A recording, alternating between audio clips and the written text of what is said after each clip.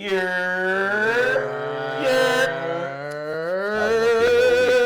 okay, that was better. That's better. Okay, I was about to say, hold on, what the energy at? What the energy at, man? But it's been a long day. It's been a long day. I mean, Europe. I have to inform you all of something off the camera. Jeez. Yeah. Oh, man, Well, we'll come back to that. But what's going on, y'all YouTube? We are back for another episode of the Brothas podcast. I am one of your hosts, TJ. I go by TJ with the shots. I am your friendly neighborhood Snorlax, a.k.a. Jacoby. Hi, Mom. It's your boy Adam. And it is your boy DJ ASAP Jubilant in the cut like fisherman bait. Y'all see I got the fisherman hat on, man. So you know. He said big 2012. Yeah, this is me reeling in all of the positive energy and positivity that's about to come in my life. There you go. Because Lord knows I need it. But we here though. So we back with another conversation, another episode for y'all. And today I want to talk to my brothers about a particular internet term that's been going around called being performative. Now you may be wondering, if you don't know, what does that exactly mean? So there has been a trend online about individuals online portraying themselves as being something that they're not to impress others. So I want to bring up the definition real quick for y'all. So according to my Google sources here, being performative refers to behavior, speech, or actions staged primarily to impress others or signal a specific belief, often implying a lack of sincerity, authenticity, and substance action. And I might have said that wrong, but you know what I meant. So with that definition, I want to give y'all a little bit of a background of how I found out about how the internet be using performative, and I want to ask my brothers here what they think about it. So at first, it started off as a joke I was seeing from like TikTok videos and people doing like, oh, I drink matcha, I read like 10 books at a time, you know, I'm not like those other guys per se. And that was like the whole like kind of, I thought it was funny at first, I ain't gonna lie. I thought like, oh, this whole, you know, y'all just making fun of pretty much like fake hipsters. That's essentially what I kind of got out of that. But when y'all hear the word or the term performative, what is the first thing that comes to y'all mind? I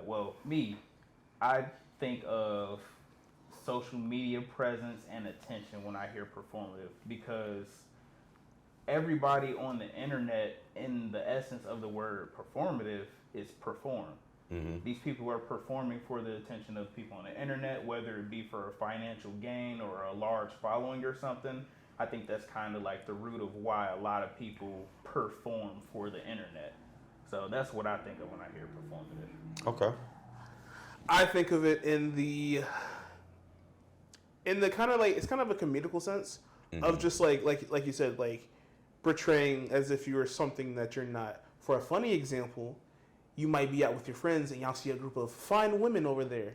So you know one homie gonna be like, hey, yo, big dog, you think I should pull the Porsche out today, or you think I should get the Lambo?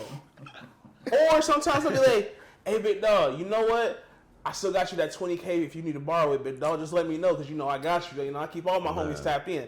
Something like that. But I mean, in the general sense, it's still just like, again, putting on an act or putting on a mask or cosplay of some form to pretend that you're something you're not, whether it's in the comedic sense like that, or in the, like you said, in the actual sense of, oh, you try to, maybe you want to gain recognition from a group or from a certain individual. So it's just like, let me tailor myself to what they enjoy. Maybe they enjoy reading or doing something that you don't normally do. Okay, now you're gonna try and show off as if you're that, when in reality you're not. You're just trying to gain favor from some other group or some other person. So that's what I think of. Hey man, I appreciate the Jordans you let me borrow the other day, bro. Come on, I got you, big dog. You know, I got you. They ain't fit me for real, but you know it's alright, but I got you, bro. Come on, don't I worry. hate each and every one of y'all, but real question, y'all think I get too much money, bro? I don't know, bro.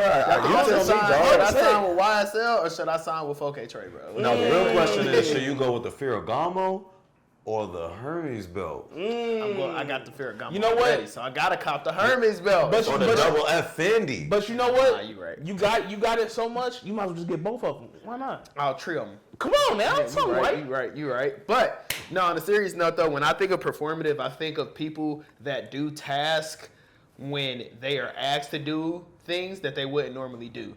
Like if I'm at work, right, and you know, somebody sees we've been struggling with a project and a manager comes over and says, hey, we need somebody to do this so that way we can get this project done. And the person who is capable of doing this just now decides to come up and be like, you know what, I'll take care of it. But they're only doing that because the manager asked them instead of like trying to help the team or the organization along or whatever. That's performative to me, because you would have let this ship sink if the boss hadn't come over here and said nothing. I didn't even think about it from a work standpoint. Come on. Yeah. It's a lot of different perspectives with performative, but I don't want it to come off like performative is always negative either, though. It's not. Because it's very situational. Yeah. Yeah, I agree. Because like I said, like earlier, like, you know, the trend I was seeing online, people making fun of was like, you know, oh, I drink matcha, I got little boo-boos. I don't do AirPods, I do the wired earbuds now. I wear And quarter zips. I I wear said, no, quarter- y'all haven't been wearing quarter you zips. know, I'll be wearing quarter zips, bruh. Damn. He said, we don't do Nike Tech no more, we do quarter zips. Like, okay.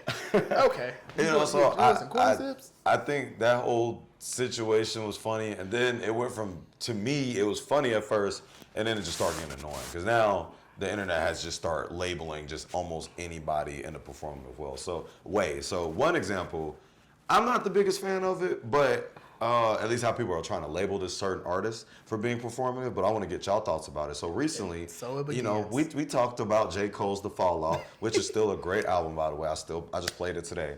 And we didn't talk about, he did his trunk stop tour. So he was going from different cities and colleges promoting the album.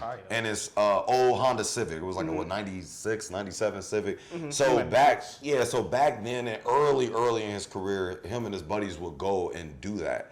So he was like, hey, as homage to my legacy and my career, I want to go back and do that again, but on a bigger scale. So at first he started off in like North Carolina, then he was going to Atlanta, then like Tennessee, and like he was going everywhere. Like he literally drove the Civic across America, except the Midwest and up north. Right. Literally. Well, except I like said, New how York did you and end up in LA? Like he got the Civic to LA, but it's interesting because at first it started off as something cool that a lot of people was like, oh, this is really dope that J. Cole's doing this, and then somehow it turned into a, bro, you got hella money. Why are you trying to act like you don't got money and you're driving in a Civic trying to impress your fans with the fact that you're selling your CDs out the back of your trunk in this old beat up Civic?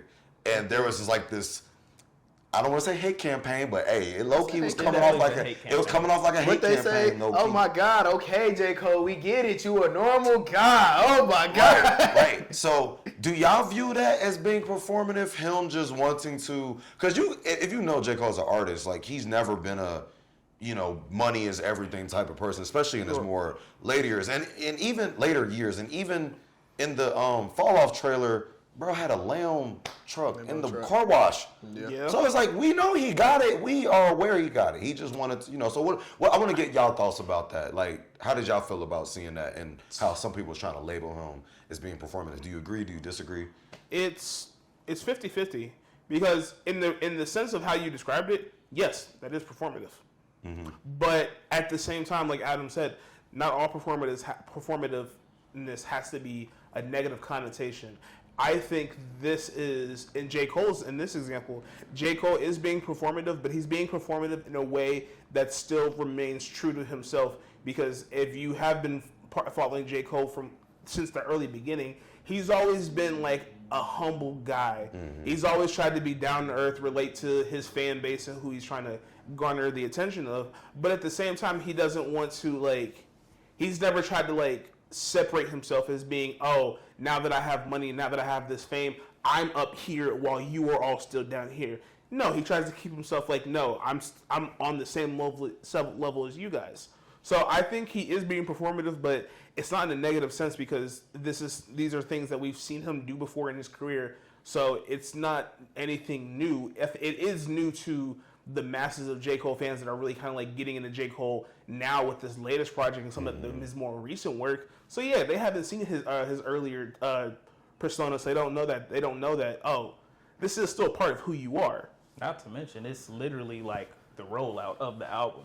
Yeah. The album is literally a journey from the beginnings of his top to where he is now. Exactly. So it's just like taking the fan base on a journey So it's like, if you're a J. Cole fan, this is for you. He's doing this for the fans. Yes. He's not doing this just because, oh, I think this will make my album sales go up. But he knows that, hey, if I do this, my album sales are going to go up. Mm-hmm. So I think it's definitely like truly performative. But again, it's performative for a reason. Mm-hmm. He's doing it for the fans. The fans already are conscious to know that it's for us. And he's doing this because what rich person is going to drive an old car that shut down on him while doing that when he has the means to have a comfortable, faster trip? Yeah. And in the sense of that, if he doesn't drive that car, we don't get the quick stop video or whatever video he recorded while he was in the shop. I think he did like 2 of them actually. Or he did Old Dog, and then I don't know if he did Quick Stop. I don't remember what it was, but still though, that's still very unique. I don't think it's that performative because that's something I would have expected him to do, especially like we seen him riding bikes and everything too when he was in Houston and whatnot. So I'm like, that's something he's been talking about, he's been doing for a long time. Yeah. So I think in this case, that is not that performative. Now, we could take it somewhere if y'all want to take it somewhere. If y'all want to stay on the J. Cole. I just want to throw one more topic on my before we get there. Because I'm going to come back. Because, I mean, like, that's the thing, though. Even though this is and I'm like, I agree with you, but I disagree with you, Malik. In the sense of, this is something that we can expect from him because we've seen him do this before. Mm-hmm. But regardless of whether that was in his nature or not, that is still performative at the end of the day. I think, like, because in that sense, there's not gonna be like.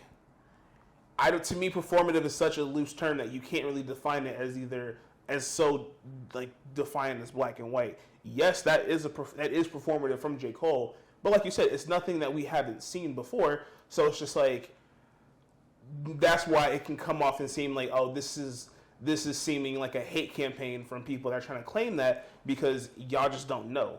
And I think like with performative that we didn't bring up in the definition, I think that. Specifically being performative, I think there has to be a goal in mind for it to be performative. And I think that's why the J. Cole thing rings as performative to me, because the end goal of you driving your old broke down Civic is to bring fans on that experience that like your album and like you as a person and as an artist. So it's part of the journey. The album is a journey. And he adds that journey into the rollout of the album, and I'm sure the tour is gonna be something wrapped around the same premise too. I wouldn't be surprised if he brought the Civic to the tour days. I want to see the Civic on the tour. Bring the Civic to the tour. I would definitely. So like I think that's what brings it so much as performative to me, and I understand this in his character, and it's genuine that he would probably do these things because that's just the type of guy he is. But again, it's not a negative thing. Yeah. He's doing it with a goal in mind, though. Yeah. So you basically just de-weighted my point because I'm about to LeBron. Nah, you good. I'm about to LeBron it. Basically, because what I was going to say is it's all about intention, right? It's all about the intent. Yeah. There's a difference between doing something that people view as performative because that's what you want to do as compared to doing something because you think, oh, this is going to get the people going. You know what I mean? So, like, I'm trying to think of a good example because I had one and then I said it in myself and I was like, that's actually not a good example. Because I was going to say Uzi for a minute. Then I was like, actually, no, that has, at least from what we know, has always been him. But I'm trying to think of something. No cap. I thought 6ix9ine. Okay. Performative. You are not a thug. Yeah. You have never been involved in this. But you knew it was going to get the people going. That's a very good example. That's a good example. And that's the example, that's actually very spot on because that is the example of performative that the internet tends to run with, in the sense of you're just putting on to display a certain persona or display a certain notion to get a group of people to accept you or to follow you. I think a real big push of that and to kind of continue off of that, I think a real big push from the performative like narrative came from streaming. Streamers being performative, but here's the thing though, because again, in the same aspect, it's all about intention. Where you have your streamers, in my opinion, and this is just my opinion, but I feel like your streamers so that like kind of like a Kai Cenat or maybe a Ben to Don, Like a Rakai. or Rakai, where it's just like they have this like funny personality to them, and they're always gonna try to do wild things or new creative ideas to get more people to like join their following. For like kind of an example from them, Kai Cenat doing the Game of Thrones marathon. The Game of Thrones marathon, like that was because that's something that I didn't expect for him to like pick up on, but it's just like you're trying something out to get a new portion of your audience market. that wouldn't normally be into your thing. But then you also, on the flip side of that, you have your streamers like an Aiden Ross or a Neon who. But I wouldn't even really like it specifically to streaming, just because entertainment in general is all performing. I agree. That was what I was thinking too. Like, yeah, and not gonna lie, when you said artist, I thought you were gonna say Jack Harlow because of what's going on now, and people were saying, "Oh, he's being performative with that." But continue your point, David. But no, I mean like block no, it. I mean you're still right though, because at the end of the day, streaming is about Entertainment. it's about entertainment and putting on for your fan base.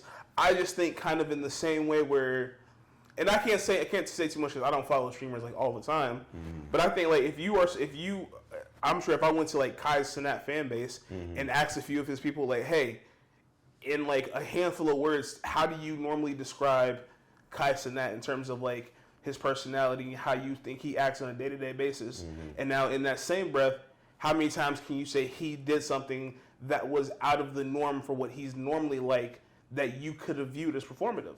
And again, it can go both ways because the conversation of being performative is very fluid and it fluctuates back and forth. So it's always hard to pinpoint.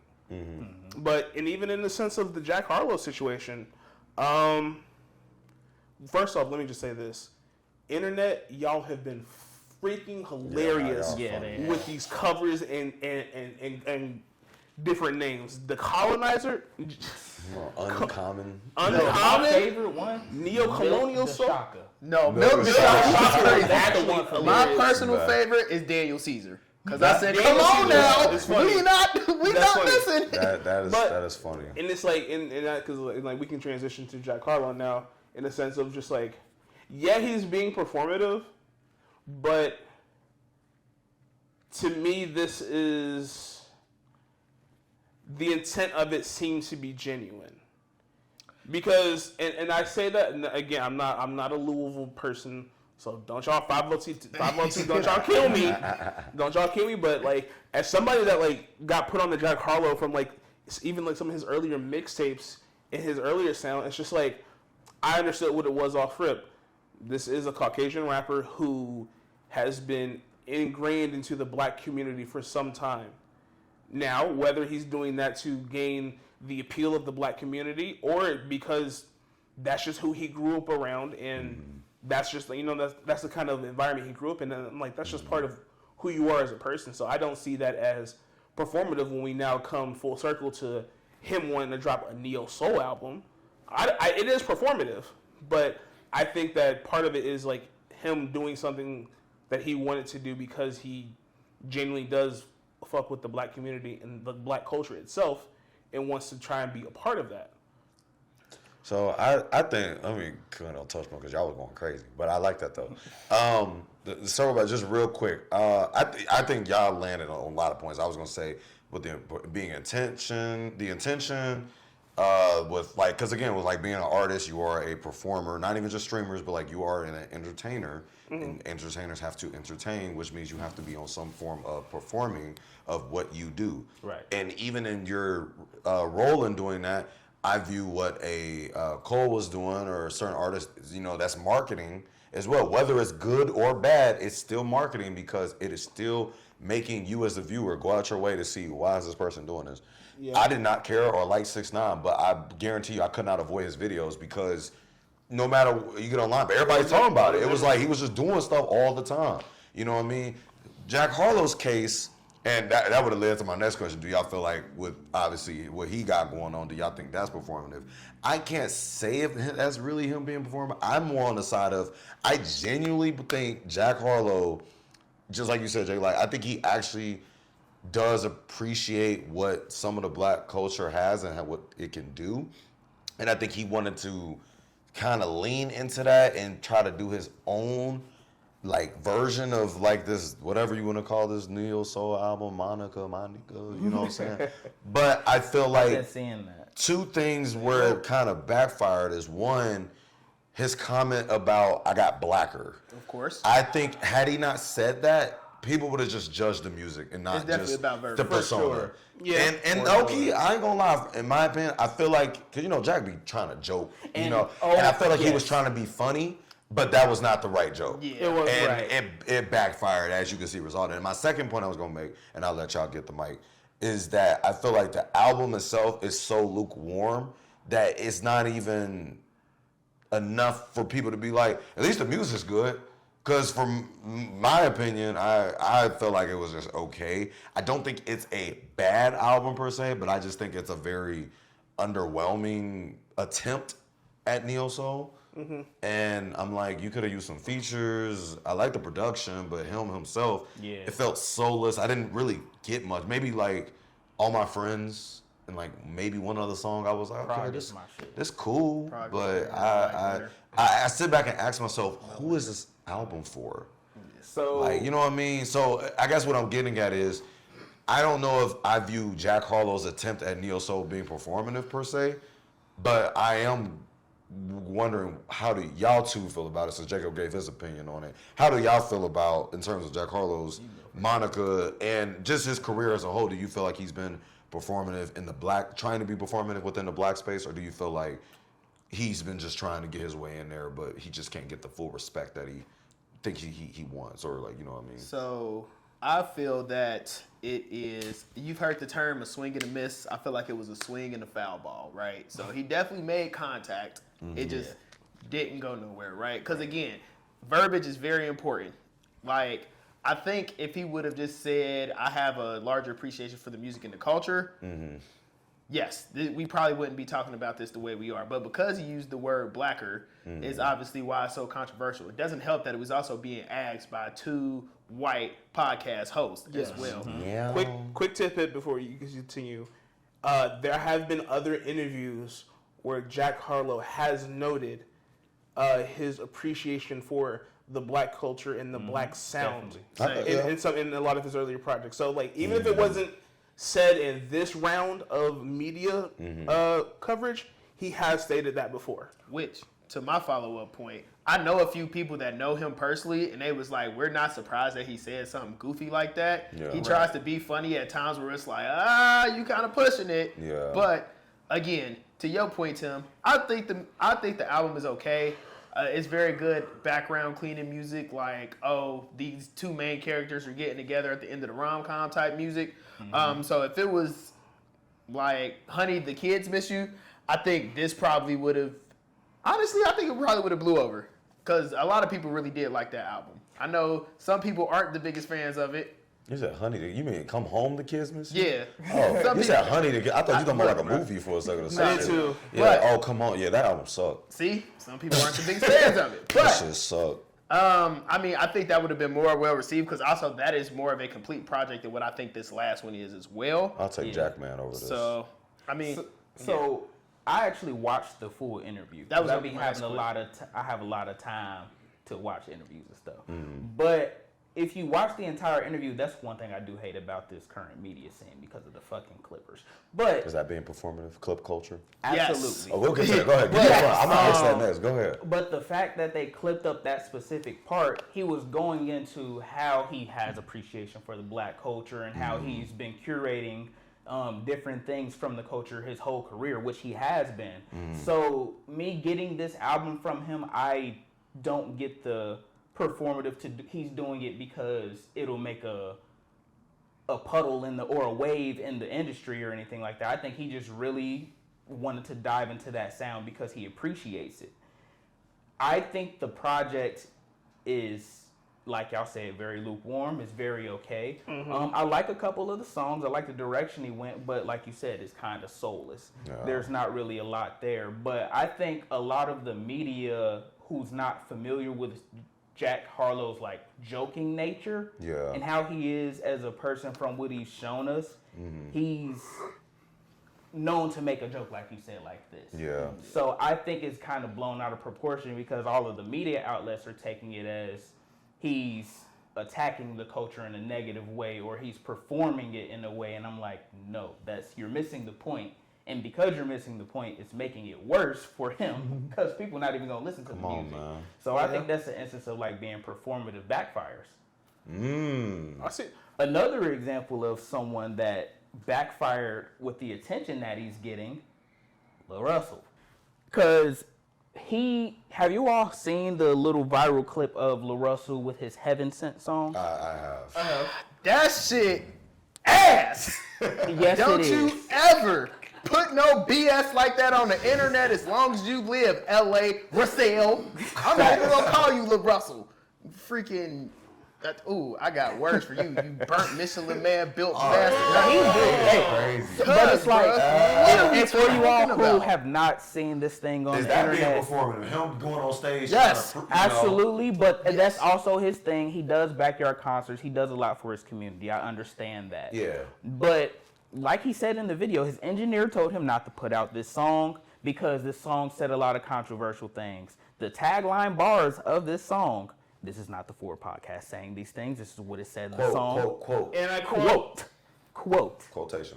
He started off saying a little verse, the devil was heaven sent because, the Yes, devil we know came from Lucifer God. was a Okay, fallen cool. angel, yes. Martin was heaven sent. Malcolm X was heaven sent. And he started losing the plot. And then out of nowhere, he says, even Donald too. And then, that kind of make you squint your eyebrows a little bit. Donald. Snap. Not He Trump. said, and then he said, oh yeah, He said no. Epstein too. Yeah. Shout out to Higher Learning Podcast. Because if you go look at their reaction, Van and Rachel was like, niggas, you dead ass? Yeah. He was very dead. Oh, and then the one to take the cake, Adolf too. It's heaven sent. Is heaven sent. First of all, that's not the definition of heaven sent. Heaven sent is a positive thing. It means a gift from God, not the fact that God created all beings. Yes. And as you know, that sounds crazy. The internet took it that same exact way. And instead of owning up, my bad, y'all, he calls everyone dumb and slow for reacting that way to the music. Then he started beefing with Adam on Twitter. He didn't beef with me on Twitter. I made a comment that a lot of people understood. He started beefing with Adam on Twitter. Moral of the story. What you was about to say? But moral of the story, being performative can definitely ring negative if you're actively trying to invoke something you don't truly feel. I feel like because he just signed to Rock Nation, he wants to get his name out there. He wants to. Rock Nation's evil. But he just got signed. But his attempt at being performative and garnering a big audience, looking at him, went over the wrong way. He was trying to be this deep artist who's saying something like, dang, I never thought that somebody would say something like, a bad person could have been sent from God's who? Dang. No shit. God made everybody. And sometimes those people with free will make good and bad decisions. And this was a bad decision, Lil Russell. He said, listen to your engineer. Performatively ass. Please listen to your performatively ass. There- That there's is a the tagline. name of the pod. Performatively. Performatively ass. What was you about to say, Jacob? I think really just around, not just to round this out, I think I do agree with you. I think I have a little pushback. And in the sense of, for Adam, in the sense of, obviously, in the Russell sense, obviously, he did not understand the political state of the world and why saying the things that he said was going to have a negative effect. Jack Literally. Harlow, I cannot give that same leisure. Simply just because I just can't give Jack the same type of leisure, simply because, my brother, your entire career is built upon the sound and culture of what hip hop is. Right. I think it's, and he was even kind of understanding, like, in the sense in the interview he had that got clipped up, brother, you understood where you stood in difference compared to other white artists that are trying to hit the same level and sounds that you're doing. To me, if you're able to do that, you should be able to understand that you saying "I feel like I got blacker" is probably gonna ring in not the best light in certain scenarios and in certain camps. See, with that being said, if he did that on a black podcast, it would have went over well because they would have understood the joke and the joke would have been present or addressed right then and there. I think it would have been 50-50. Because they still found a reason. And that's another part, and that's another reason why I think this is not his best press run. Because, it's definitely not. Because to me, and I think this is another part of why the album didn't generate that well either. Because people know that when it comes to the black community and things amongst the black community, we take pride in what we do and what we've done. Right. Neo soul R&B is one of the points of black culture that black people take very seriously and put in very high regard. Not everybody can go and do a neo soul type album. But I will say he's not appropriating; he's appreciating. He does appreciate. I'll give him that. That's the thing. And I wasn't gonna say he's. That's my only pass I give him. He's appreciating, not appropriating. And that's the thing. I'm not here to say that he's. For now. I'm not here to say that he's appropriating the neo soul sound. I think in this instance, he did not do his due diligence in needing to put out a neo soul project. In the sense of, hey, because I remember seeing a couple tweets of him talking about, hey, he was pushing the album back because he was trying to do everything he can to get it released on March 13th, which was his birthday as well. So I think that's another part. I think if you're going to make a neo soul album and knowing that you've been immersed into the black community as long as you would, I think maybe you do a little more research of, okay, if I want to do a neo soul project, what sound should I be looking for, or what composers or what producers I should be going to. I like the subject of it because it's just like, I get it. You've been out the country for a bit. You met up with this girl Monica, and now y'all two are falling in love. And this is the story, y'all falling in love. I like that. That's cool. That's a very good. That's what the album is about. So I'm going. Hold on. Let him get his bars off. You're right. I think just the concept of that is really good. And that's a very good topic if you want to make a neo soul project. I think the production of the album is really good. But then, like I said, the verses itself, lackluster. There's one feature on the album, and that one feature doesn't even feel like a feature. His voice and vocals sound better than everything. No, for sure. Yes. For sure. I think the beats that you chose are decent, but again, lack of effort. To me, Monica feels like a project that... That too. You're not wrong, though. Look it up. But to me, Monica just feels like a project where it's just like, if you set a very high goal and a very high standard for yourself, even if you didn't realize it, and the fact that your project falls far below that standard and goal, that is going to open you up to criticism. And again, I don't think the criticism would have been as bad because a lot of people just would have been like, this is mid. I'm going to go find something else. Yeah. But again, you get that clip, I feel like I got blacker, that gets clipped up and thrown out, then it's just like, all right, big dog, you did not get blacker, because if you did, what the fuck is this shit right here? Yeah. So we would have to agree to disagree here, because I feel like he did do his due diligence, because you can hear all the influences in the people who made neo soul music. You can hear what he was trying to do. You can probably find a song that's 10 times better doing the same thing he's doing on that track. And I give him the leeway because at the end of the day, he's not black. Yeah. So it's going to be watered down. It's going to be the Walmart version of what the true thing is. So I don't fault him for that because at the end of the day, it's not bad music. We just know what the real thing is. That part. Because we're black and we're in that actual culture. So we understand what the real thing is. But his attempt at it, he didn't make just shit on a fucking CD. Yeah. It's music that he took his time to make. Albeit it's not the deepest. I kind of viewed it because I don't know who said it. It was on one of these podcasts, maybe the Joe Budden podcast. I don't fucking know. But they said this album kind of sounds like he wrote this album to sound like a mixtape he would give to a girl that he likes. Was it like Sean C that made it feel? I watched Sean C Someone said it that it sounds like that, but could see I get that concept from because none of the songs really necessarily flow in a story, but it kind of is different tracks to take you through different ideas of what a relationship could be like. Right. But I don't really see it as, I don't know. I don't want to shit on it too bad because it's not. I gotta agree with a little bit of both of y'all. I will say 4 years for this. Yeah. Absolutely not. I agree with Jacob on like it should have been baked a little bit longer if you was going to go for this route. But there's some takes you Because said he changed his direction too. Yeah, and there are some things you said I agree with too in terms of like this is your attempt at it. But I'll let you get your balls off. I didn't know this was going to turn into a whole Jack Harlow but review, I think but it's okay. No, my only last thing that I have about that is like, and I do agree with Adam. I do agree with Adam, but and this is the part we agree to disagree part. Mm-hmm.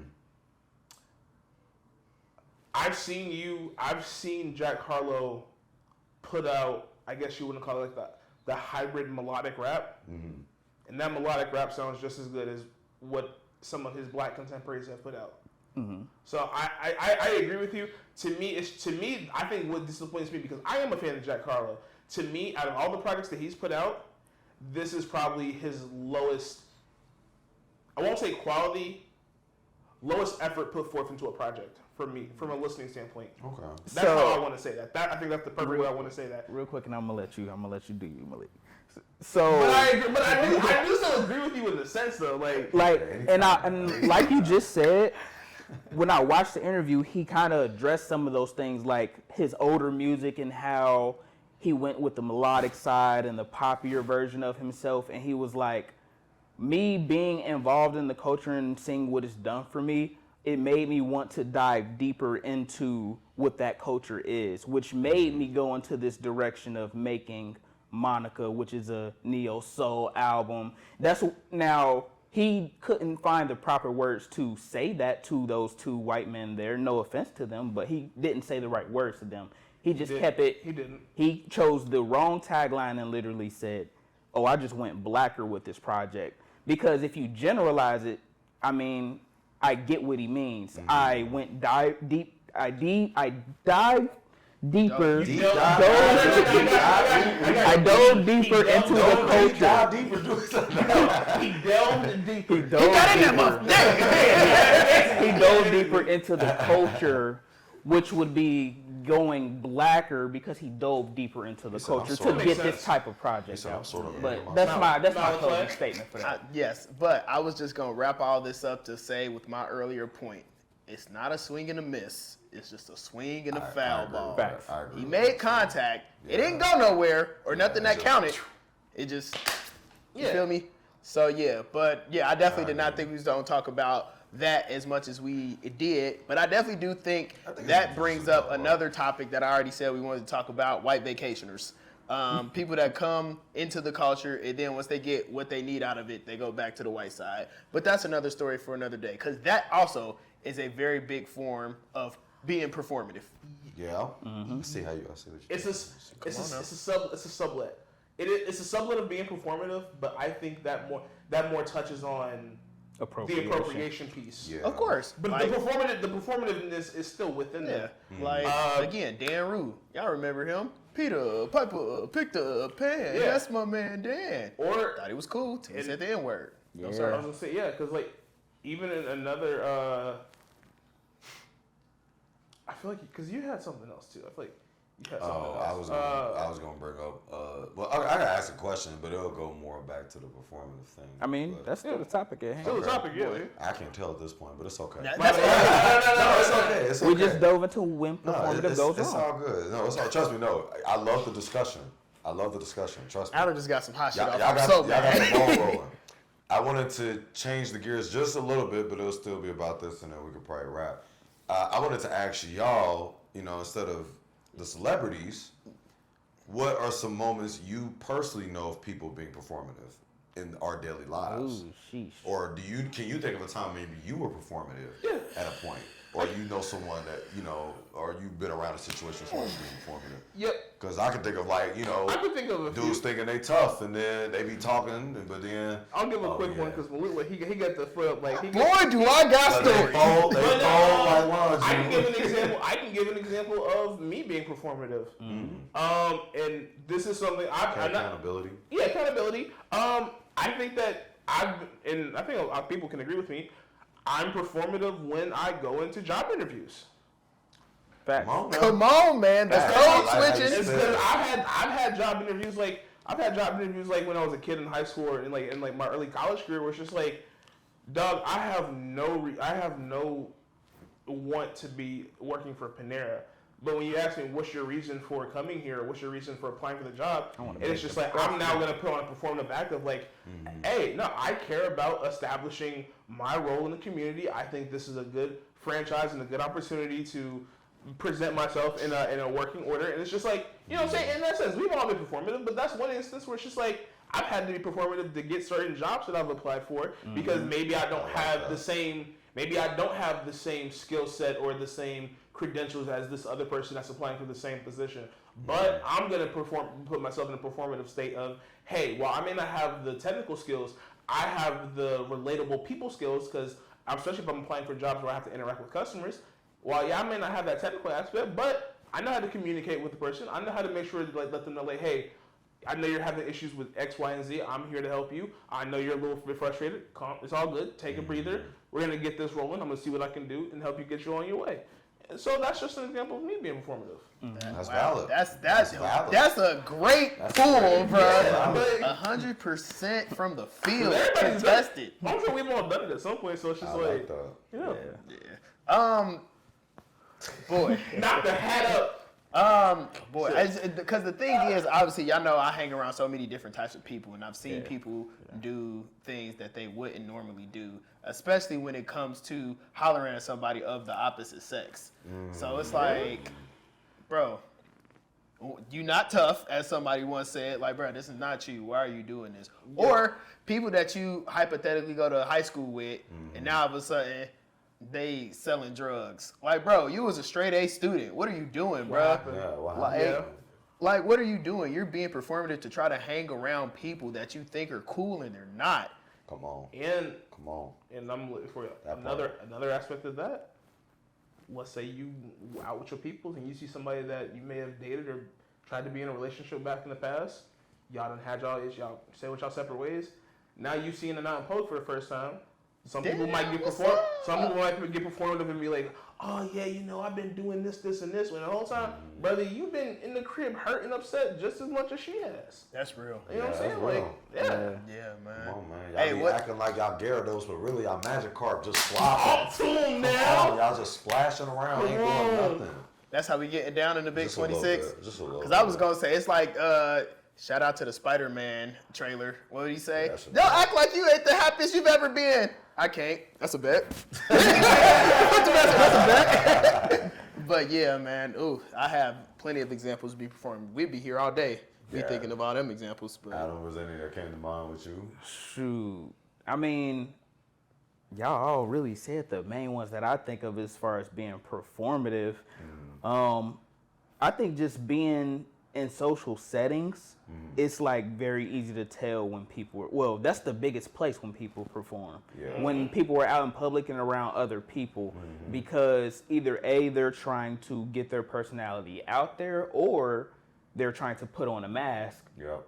And that's how I think that's another big thing that kind of goes into like a deeper thing with people putting on masks. Take your mask off. Take your mask off. But I think that goes into a big thing with people's self-esteem and all that whole other thing of being their true self. So I think just being in social settings, period, everyone's being performative 9 times out of 10. Now, you might meet a person that's a genuine person who's actually 100% themselves, but there are far few in between, and most people do have that mask on, whether it be to be performative or to hide who they truly are. especially in the club. I was just thinking. I would say you being performative, throwing money, wasting bottles in the club. And You just spent your rent for no reason. and You in the that- basement. You ain't even got the rent to pay. And actually, Come on, man. that also speaks to the fact that, because this is something that we didn't touch about, that being performative doesn't always have to be something that you physically do or physically say. Sometimes even the way you dress can be performative. Yeah. Like you said, like you said, like maybe you ran into somebody from high school that back in the day, like you said, they were the straight A student, didn't really have no issues, didn't get into no fights with nobody, everybody was cool with them, cool. And now you see them and they done changed up. They look like a whole D-boy, maybe a full Nike tracksuit, or they got face excessive jewelry or tattoos here and there, and you're just and that already tells you, hey, you're being performative, and they didn't have to say a word to you. You can just look at them and tell. And like Adam, like you said, even in social settings, that you can look at somebody and tell, potentially tell that, especially if you know the person. You trying too hard. Maybe you got too much jewelry on. You got these expensive clothes. So it's just like, this ain't what I'm normally used to seeing you do. You usually just be in a t-shirt and some jeans or a hoodie or something casual, something just like lackadaisical or something like laid back that doesn't draw the eyes of everybody. So it's just like you can still be. I think that's just another portion of being performative that we didn't really get a chance to touch on. Yeah. Is that you don't really have to say or do anything, or sometimes just the way you appear, show your appearance, can be a performative sense. Yeah, I like that. Well, I hope y'all enjoyed that conversation. I did not know it was gonna go the direction we did, but hey, I'm not mad at it. That's the adventure. That's the adventure, but I want y'all to know the conversation continues with you.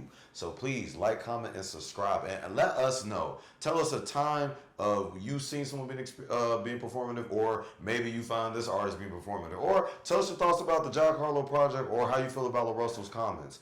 We want to hear from you, just like y'all heard from us. Yep. So until then, Jacob, say the magic words. Always be safe, protect your peace. Yes, sir. And it's been another episode of Four Brothers, and we are out. Okay, dude. All right, dude. He's being performative right now. I ain't never been excited.